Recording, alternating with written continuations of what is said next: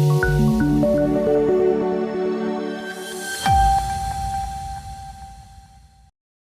જિલ્લાના રાજુલા તાલુકાના એક ખેડૂતને પગમાં રસ્સી થતા સારવાર અર્થે ખાનગી હોસ્પિટલમાં લઈ જતા સારવાર દરમિયાન તેમનું મોત નીપજ્યું। અમરેલી જિલ્લામાં આવેલ રાજુલા તાલુકાના ભીરાઈ ગામના ખેડૂત ભોપાભાઈ માણસુરભાઈ વાઘ, જેમની ઉંમર વર્ષ 67ની પગમાં રસ્સી થતા સારવાર અર્થે હોસ્પિટલમાં ખસેડવામાં આવ્યા હતા, જ્યાં ફરજ પરના સરકારી તબીબ ડોક્ટર બલદાણિયા દ્વારા તેમની ખાનગી પ્રાઇવેટ હોસ્પિટલમાં સારવાર આપવાની કહેતા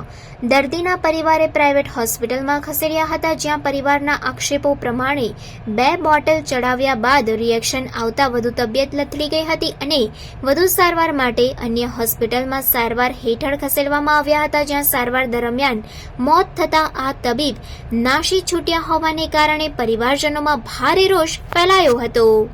ગામના ભોપાભાઈ માનસુરભાઈ રામ નામના એક અમારા સમાજના વ્યક્તિ હતા। એ અહીંયા પહેલા સિવિલ હોસ્પિટલમાં આવ્યા હતા અને સિવિલ હોસ્પિટલમાં સારવાર હેઠળ હતા, ત્યારે અહીંના ડૉક્ટર બલદાણિયા સાહેબે એવું કીધું કે તમે મારી પ્રાઇવેટ હોસ્પિટલમાં આવી જાઓ, ત્યાં હું તમારી ટ્રીટમેન્ટ સારી રીતે કરીશ। એટલે તો એ પછી અહીંથી આ લોકો અહીંયા ઝડપથી સારું થાય એ માટે તેની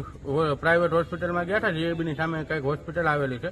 તો ત્યાં સિવિલ હોસ્પિટલમાં ગયા હતા, ત્યાંથી એને બાટલો ચડાવ્યો અને પછી ઇન્જેક્શન આપતા એને કંઈક બીજી રીતે કંઈક ઓલું થતાં પછી સિવિલ હોસ્પિટલ બીજી ક્રિષ્ના હોસ્પિટલમાં ત્યાં લઈ ગયા અને ક્રિષ્ના હોસ્પિટલમાં એ ભાઈનો મૃત્યુ પામ્યા છે। તો આજે અત્યારે સિવિલ હોસ્પિટલમાં આ લોકોને બધાને લાવ્યા છે ને અમારા સમાજના આગેવાન સહિત